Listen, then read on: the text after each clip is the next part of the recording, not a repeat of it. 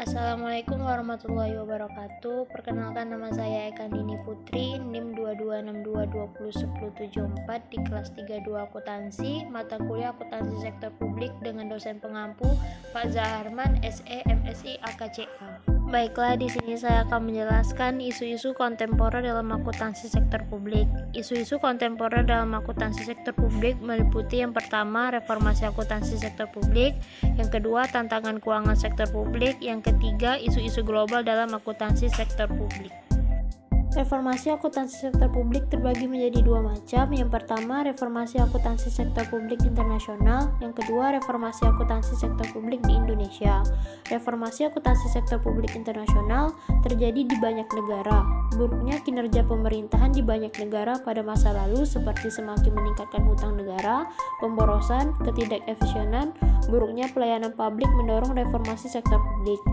Berbagai istilah pada tahun 1990-an mencerminkan adanya perubahan di sektor publik seperti government, value for money, good governance, dan new public management. Pada umumnya, reformasi akuntansi sektor publik di negara-negara dunia bermula dari fase akuntansi tradisional menuju akuntansi modern.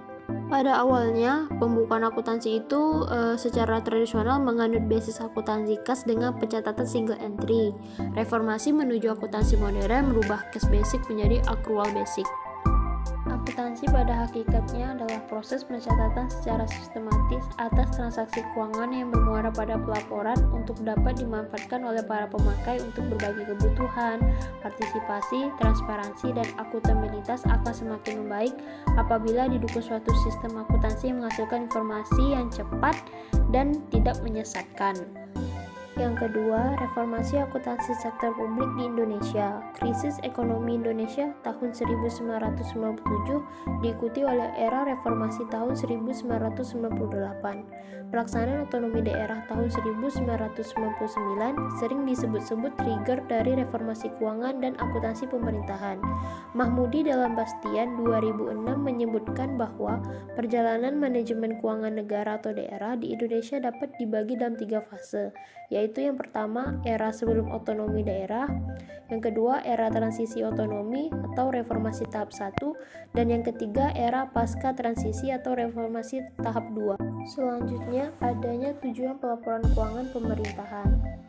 Secara garis besar, tujuan umum penyajian laporan keuangan oleh pemerintah daerah adalah yang pertama, memberikan informasi yang digunakan dalam pembuatan keputusan ekonomi, sosial, dan politik serta sebagai bukti pertanggungjawaban atau accountability dan pengelolaan atau stewardship. Kedua, untuk memberikan informasi yang digunakan untuk mengevaluasi kinerja manajerial dan organisasional. Selanjutnya, pelaporan keuangan pemerintah dan pelayanan publik. Pemerintah memiliki kewajiban untuk mewujudkan pelayanan publik yang baik. Era reformasi ini membawa harapan akan pelayanan publik yang lebih baik lagi. Di salah satu pendapat Simanjuntak menyatakan bahwa perkembangan akuntansi pemerintahan di Indonesia ini sangat lamban untuk merespon tuntutan perkembangan zaman. Akuntansi pemerintahan di Indonesia juga belum berperan sebagai alat untuk meningkatkan kinerja birokrasi dalam memberikan pelayanan publik kepada masyarakat. Pada periode lama, pelaporan keuangan dan akuntansi pemerintahan sering tidak akurat, terlambat, dan tidak informatif sehingga tidak dapat diandalkan dalam pengambilan keputusan. Bagaimana reformasi akuntansi di Indonesia? Mampukah berperan mewujudkan pelayanan publik yang lebih baik lagi? Tujuan reformasi akuntansi di Indonesia saat ini adalah untuk menghasilkan laporan keuangan pemerintah yang akuntabel sehingga stakeholder dapat menilai kinerja pemerintah daerah sesungguhnya.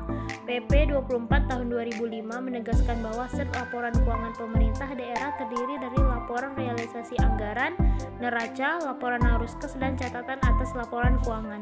Yang B, tantangan keuangan sektor publik. Akuntansi pemerintahan adalah cabang akuntansi yang khusus digunakan untuk mengelola keuangan sektor publik, termasuk lembaga pemerintah, lembaga nirlaba, dan organisasi sektor publik lainnya. Tantangan dalam akuntansi pemerintahan meliputi beberapa hal. Yang pertama, kompleksitas struktur organisasi, yaitu lembaga pemerintahan sering memiliki struktur organisasi yang kompleks dan terdiri dari banyak entitas. Yang kedua, sumber daya yang terbatas. Sebagian besar organisasi sektor publik menghadapi keterbatasan sumber daya, termasuk sumber daya manusia dan teknologi informasi. Yang ketiga, standar akuntansi yang kompleks. Standar akuntansi pemerintah seringkali kompleks dan berbeda dari standar akuntansi sektor swasta. Yang keempat, pengelolaan aset publik. Pengelolaan aset publik seperti infrastruktur dan fasilitas pelayanan merupakan tantangan tersendiri karena nilainya yang besar dan pengaruhnya terhadap pelayanan masyarakat. Selain tantangan dalam akuntansi keuangan, ada pun peluang dalam akuntansi pemerintahan. Yang pertama, transparansi dan akuntabilitas. Dalam menghadapi tuntutan akan transparansi dan akuntabilitas, akuntansi pemerintahan memiliki peluang untuk menjadi sarana yang efektif karena dapat memberikan informasi keuangan yang akurat dan dapat dipercaya oleh publik. Yang kedua, penggunaan teknologi informasi. Kemajuan teknologi informasi membuka peluang untuk meningkatkan efisiensi dalam akuntansi pemerintahan. Yang ketiga, pengukuran kinerja dan efektivitas program. Akuntansi pemerintahan dapat memberikan kontribusi penting dalam pengukuran kinerja dan efektivitas program pemerintah. Yang keempat, kolaborasi dengan swasta. Akuntansi pemerintahan memiliki kesempatan untuk berkolaborasi dengan sektor swasta dalam menyediakan layanan akuntansi dan audit yang lebih efisien dan terintegrasi. Yang C, isu-isu global dalam akuntansi sektor publik. Akuntansi sektor publik adalah sebagai akuntansi dana masyarakat yang selanjutnya dapat diartikan sebagai mekanisme teknik dan analisis akuntansi yang diterapkan pada pengelolaan dana masyarakat di lembaga-lembaga tinggi negara dan departemen-departemen di bawahnya, seperti pemerintah daerah, BUMN, BUMD, LSM, dan yayasan sosial maupun pada proyek-proyek kerja sama sektor publik swasta. Di dalam isu-isu global dalam akuntansi sektor publik meliputi perkembangan akuntansi sektor publik. Isu-isu global dalam akuntansi sektor publik terus berkembang seiring waktu.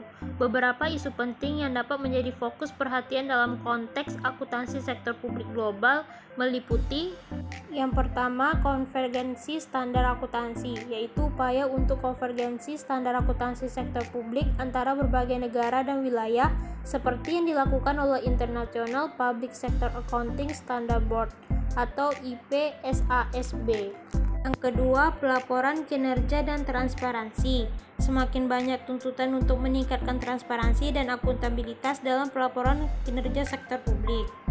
Yang ketiga, keterbatasan sumber daya. Banyak negara menghadapi tantangan dalam mengelola keterbatasan sumber daya dan memastikan keberlanjutan layanan publik dalam jangka panjang. Selanjutnya, kesimpulan dari pembahasan isu-isu kontemporer dalam akuntansi sektor publik ini, isu-isu kontemporer dalam akuntansi sektor publik dapat beragam tergantung pada waktu dan tempatnya. Namun beberapa isu umum yang relevan dalam akuntansi sektor publik mencakup transparansi, akuntabilitas, pengelolaan dana publik, dan integrasi teknologi informasi. Pemahaman mendalam tentang isu-isu ini penting untuk meningkatkan kualitas pelaporan keuangan dan efektivitas pelayanan publik.